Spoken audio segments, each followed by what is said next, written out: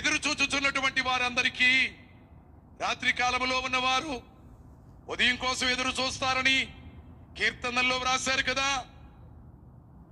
రాత్రి చంద్రుడున్నాడు, చుక్కులున్నవి, చీకటి ఉంది గాని సూర్యుడేడి? సూర్యుడు రావాలని కోరుకోరా? ప్రతిరోజు సూర్యోదయం కోసం ఎదురు చూడరా? సూర్యోదయం కాగానే నిద్రాణ స్థితిలో ఉన్నవారు లేచి చాలాసేపు అలాగే పని లేకుండా ఊరకనే ఉన్నవారు పురమాయించుకొని పనులు చురుకుదనంతో పని చేసుకుంటారే, పాటలు పాడుకుంటారే, ఎవరికే పనుందో వారో పని చేసుకుంటారే. ఈవేళ యేసుప్రభు వారు చేంజ్ చేశారు. పాపమును బట్టి మానవుడు బలహీన పడిపోయాడు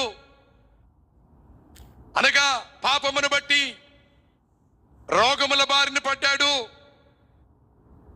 తాను చేసిన తప్పులను బట్టి ఇబ్బందుల పాలైపోయాడు, కష్టాల పాలైపోయాడు. తాను చేసిన నేరములను బట్టి శిక్షలకు గురి అయిపోయాడు. ఇక నా జీవితము చీకటియే అని, పాతాళమేనని, నరకమేనని, దుఃఖమేతోనే, వేదనతోనే జీవితాలు గడపాలనుకునే మానవుల కొరకు ఇదిగో దేవుడు చేసిన పని ఏమిటి? రాత్రి కాలంలో ఉన్న మానవ కోటికి సూర్యోదయం ఎలాంటిదో, నీతి సూర్యోదయం అని, వెలుగు చీకట్లో ఉన్న వారికి కనబడుద్దని యెషయా చెప్పారే. జకరియా పాదిరి గారు లూకాసు వార్తలో రాశారే, అరుణోదయ దర్శనం అన్నారే.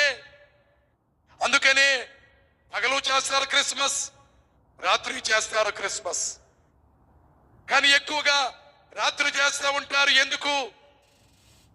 ఇల్లంతా దీపాలే, ఇంటి బయట దీపాలే, ఆలయం నిండా దీపాలే, వీధుల్లో దీపాలే.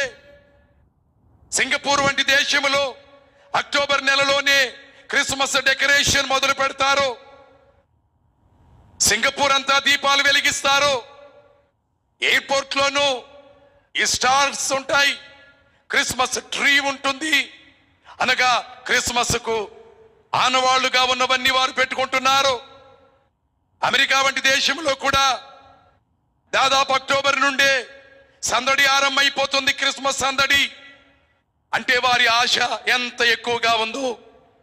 సంతోషం ఇచ్చేవాడు వస్తున్నాడంటేనే సంతోషము గాని, కొట్టేవాడు, అణగద్రొక్కేవాడు, నిలబడితే పడగొట్టేవాడు, ప్రేమ లేనివాడు, కోపపడేవాడు, పొమ్మనేవాడు వస్తున్నాడంటే ఎవరికి కావాలి అలాంటి వ్యక్తి? ఎవరు అలాంటి వ్యక్తి వస్తే సంతోషపడేది? అందుకనే ఈవేళ యేసు క్రీస్తు ప్రభు వస్తారు. వచ్చే ముందు పరిస్థితి ఇలాగుంటుంది, ఆయన వచ్చాక పరిస్థితి ఇలాగుంటుంది అని ఎప్పుడో వివరముగా పరిశుద్ధాత్మ దేవుడు ప్రవక్తలైనటువంటి వారిని పురికొల్పి వారిలో ఆత్మోద్రేకాన్ని కలిగించి వ్రాయించాడు. కాబట్టి దర్శనమిచ్చాడు.